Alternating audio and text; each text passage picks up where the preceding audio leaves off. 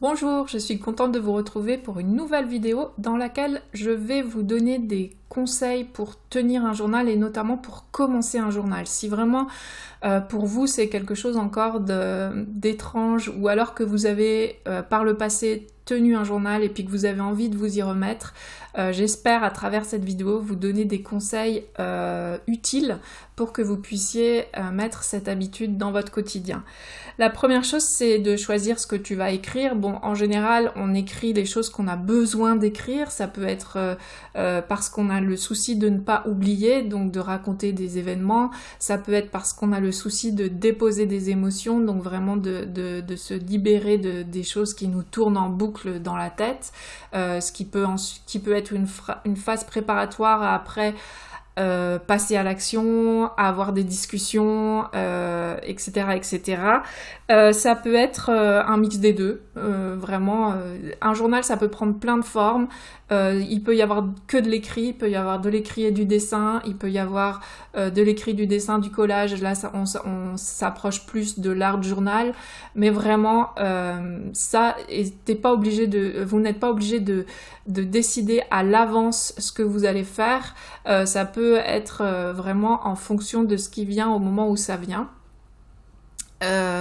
Donc voilà, une fois que vous avez décidé à peu près de ce que vous voulez mettre dans votre journal, ou que vous n'avez pas décidé mais que vous avez cet élan-là, il faut choisir comment vous allez écrire. Parce que ça va conditionner aussi de ce que vous allez écrire.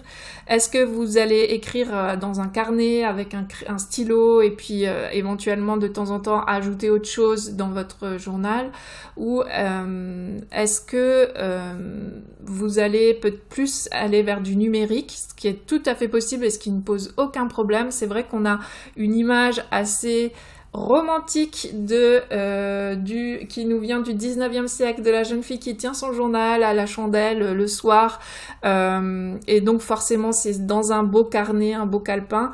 Alors oui, on peut aimer la belle papeterie et du coup avoir envie de tenir son journal dans un carnet, mais parfois les conditions font que c'est beaucoup plus pratique d'aller vers le numérique. Et moi j'ai des clientes qui tiennent leur journal qui font des fichiers Word et qui ensuite les impriment. J'ai des clientes qui tiennent leur journal sur leur tablette, qui font par exemple leur liste de gratitude et tout ça, ou leur page du matin même dans leur téléphone parce qu'elles sont dans les transports et que c'est beaucoup plus pratique pour elles.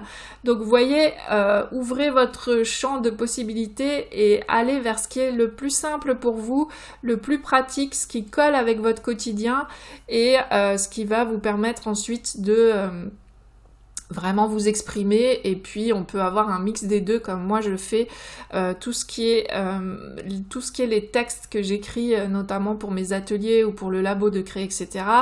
Je les écris à l'ordinateur. En général c'est les textes longs que j'écris à l'ordinateur parce que c'est moins fatigant et puis c'est plus facile c'est moins fatigant physiquement pour la main, surtout depuis que je me suis cassé le bras, mais aussi j'ai l'impression de pas réfléchir pareil, et puis c'est pas une impression d'ailleurs, le cerveau fonctionne pas de la même façon quand on tape au clavier et quand on écrit à la main, et puis c'est beaucoup plus lisible pour les gens à qui j'envoie les textes, donc c'est plus facile de corriger, de relire, etc. Donc quand c'est un journal intime comme les pages du matin, ou un journal pour lequel l'écriture manuscrite est importante, comme le journal dans lequel je fais mon récit de vie et qui est vraiment destiné à mes enfants, mes petits-enfants et peut-être plus, là je trouve qu'il y a vraiment un charme à écrire à la main, mais et une certaine efficacité aussi pour les pages du matin. Mais pour le reste, j'utilise c'est aussi une activité qui tient du journal parce que c'est aussi des textes où je parle de moi pour la plupart. Là j'utilise le clavier et l'ordinateur et j'imprime quand j'y pense. Je suis pas encore hyper organisée pour ça.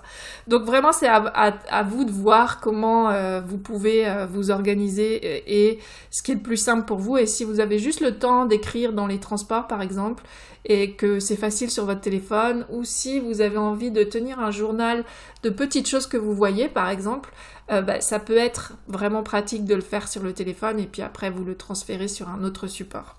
Ensuite, la question qui vient, c'est quand est-ce que je tiens mon journal? Quand est-ce que je vais écrire? Ça, c'est pareil, il n'y a pas de règle. C'est vraiment quand vous avez le temps et quand ça vous arrange et quand c'est pratique pour vous. Je vous conseille vraiment d'avoir toujours cette idée-là que c'est si vous voulez faire les choses, il faut que ce soit confortable pour vous. Si ça devient une trop grosse contrainte, vous n'allez pas y arriver. Donc ça peut être le matin, le soir, à la sieste des petits, dans les transports, comme je vous le disais. Vraiment, il y a moi, il y avait une époque où je marchais beaucoup, là c'est un peu moins à cause de ma santé, mais je partais avec mon journal dans mon sac à dos et j'avais repéré des endroits où il y avait par exemple des tables de pique-nique, etc. Et j'écrivais là pendant mes balades. Enfin voilà, vraiment aménager comme ça vous arrange. Et puis, il y a l'histoire de la fréquence, est-ce que j'écris tous les jours? Alors, un journal, on s'imagine que forcément c'est quotidien. Non, ça peut être hebdomadaire. Moi, j'écris l'histoire de ce qui se passe dans notre famille, etc., dans mon quotidien. J'écris une fois par semaine. Je fais une double page hebdomadaire. Et puis, il y a des semaines où j'écris pas, parce que la vie fait que j'ai pas eu le temps d'écrire, mais c'est pas grave. Alors, du coup, j'écris 2 semaines, ou parfois 1 mois. Mais l'idée, c'est qu'il y a toujours une trace un peu de notre quotidien. J'ai même un journal dans lequel j'écris 1 fois par mois. C'est un journal un peu sous forme de liste dans lequel je tiens les listes de ce que je vois au cinéma, les films, les séries, pour me souvenir en fait. C'est vraiment un journal pour me souvenir. Et ça, je le fais 1 fois par mois. Donc vous voyez, il n'y a pas de règle. Et puis, moi j'aime bien les choses régulières, je suis assez routinière et j'aime bien les rituels dans mon quotidien, même si par ailleurs j'ai besoin aussi parfois de changements. Mais mon caractère fait que je me tiens mieux aux choses et j'arrive mieux à écrire si c'est une habitude. Mais il y a des personnalités qui sont allergiques vraiment à ça, au plan, au fait que tout soit tracé à l'avance et à la routine, et du coup qui fonctionnent mieux sur l'impulsion, l'envie, qui n'ont pas besoin comme ça d'une espèce d'autodiscipline. Et du coup, ça peut être juste, j'écris dans mon journal quand j'ai quelque chose à écrire ou quand il s'est vraiment passé quelque chose de super important dans ma vie, ou quand j'ai l'élan d'écrire, quand j'en ai envie. Voilà, vraiment à vous, encore une fois, de voir ce qui colle le mieux avec votre personnalité, votre caractère, votre façon de vivre, et qui vous apportera le plus de plaisir et de joie au moment où vous allez écrire aussi. C'est important de conserver ça. Ensuite, un conseil et quelque chose auquel je vous invite vraiment je vous invite vraiment à réfléchir, c'est à qu'est-ce qui est de l'ordre de l'intime, qu'est-ce qui n'est pas de l'ordre de l'intime, et quand c'est de l'ordre de l'intime, de vraiment le préserver.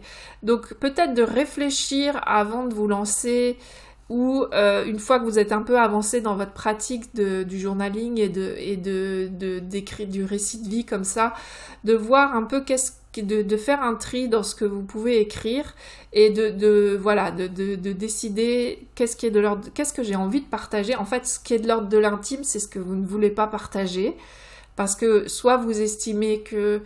Alors attention, c'est un peu délicat, parce que ça peut être parce que vous décidez que c'est mal écrit. Ça, c'est pas une histoire d'intime ou de pas intime. Mais c'est vraiment, on n'a pas envie de partager parce qu'on n'a pas envie que le contenu, ce qu'on raconte, les gens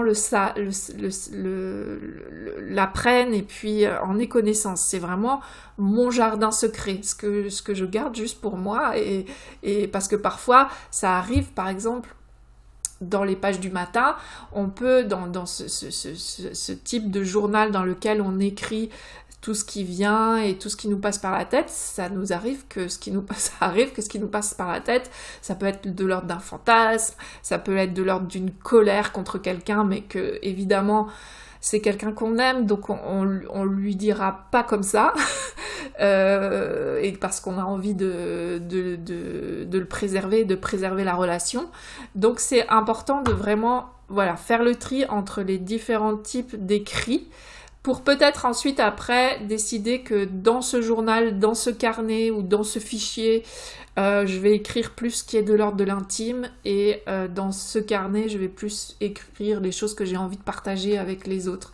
Parce que du coup, ce qui est de l'ordre de l'intime, bah, vous veillerez à ne pas le laisser traîner déjà, et puis de temps en temps à se dire bah peut-être que je vais détruire ce carnet ou peut-être je vais détruire ce fichier parce que ça sert à rien que je le garde, parce que le moment de l'écriture est passé et que c'est pas appelé à être lu ni par vous ni par une autre personne. Donc c'est vraiment important parce que si vous ressentez le risque que vos écrits soient diffusés, que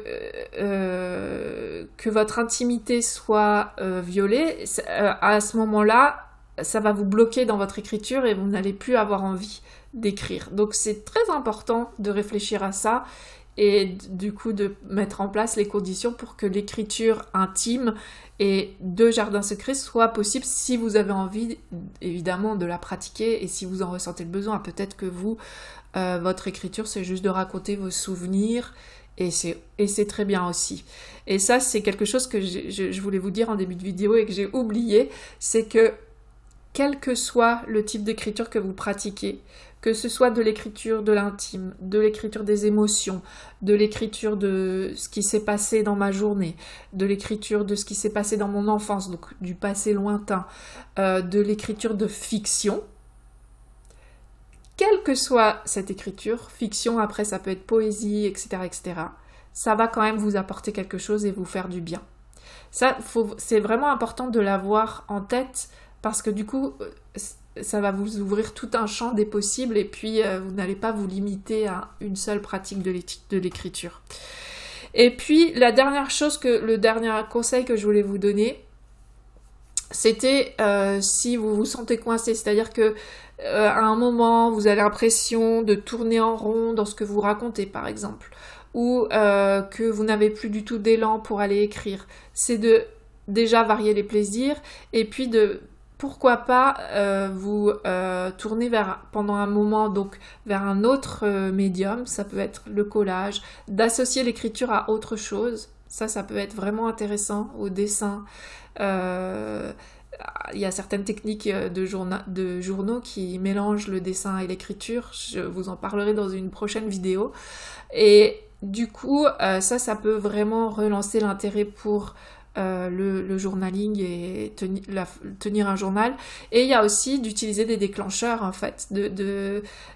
Alors ça peut être une série de questions, ça peut être tirer une carte de tarot, alors pas parce qu'elle va vous dire quelque chose sur vous, mais parce qu'elle va vous donner une thématique sur laquelle écrire.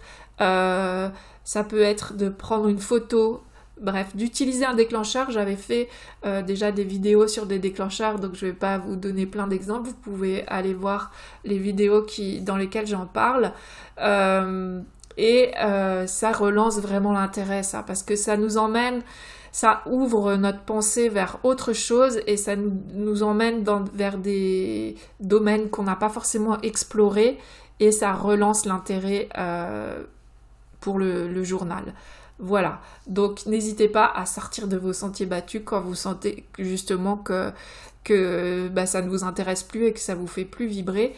Donc ça c'est vraiment important de pas se dire bon bah moi l'écriture ça m'intéresse plus, mais d'aller tester des nouvelles choses, la nouveauté ça relance souvent l'intérêt et puis je vous conseille de toujours essayer quelque chose pendant une durée de 1 mois. Par exemple, si vous vous dites je vais tenir un journal de mes impressions du quotidien. Par exemple, chaque soir, je vais noter un sentiment par rapport à comment j'ai vécu la journée. Voilà, ça peut être en quelques lignes. Mais si vous voulez voir l'effet que ça a sur vous, si ça vous plaît, si ça vous fait du bien, etc., c'est important de l'essayer plus que 3 jours. Parce qu'en 3 jours, on n'a pas le temps de vraiment se rendre compte. Et moi, ce que je fais, c'est que quand je teste des nouvelles choses comme ça, je me fixe un délai de 1 mois. voilà, c'est comme un défi en fait. Pendant un mois, je vais faire ce type de journal tous les soirs, où là, du coup, je me fixe cette contrainte-là. Mais vous savez que les contraintes, ça ouvre la créativité. Et seulement au bout d'un mois, je tire le bilan de finalement, écrire ça tous les soirs, ça m'a pas apporté grand-chose. J'ai envie d'essayer autre chose et du coup, je me lance vers autre chose. Et puis, parfois, il y a quelque chose qui me plaît vraiment et je le continue plus longtemps. Mais l'essentiel, c'est que j'ai toujours une pratique de journaling et du journal dans ma vie. Mais il y en a il y a des changements. Et ça nourrit aussi toujours ma créativité et mon intérêt pour l'écriture. Et ça me permet aussi d'avancer, de toujours avoir quelque chose pour poser mes pensées. Voilà. J'espère que ces conseils vous ont apporté l'envie et l'élan de recommencer un journal, de commencer un journal ou d'ouvrir un nouveau journal. Et je vous souhaite vraiment des beaux moments d'écriture et des beaux moments de créativité et que ça vous apporte beaucoup de joie. Et je vous dis à très vite dans une nouvelle vidéo. Salut!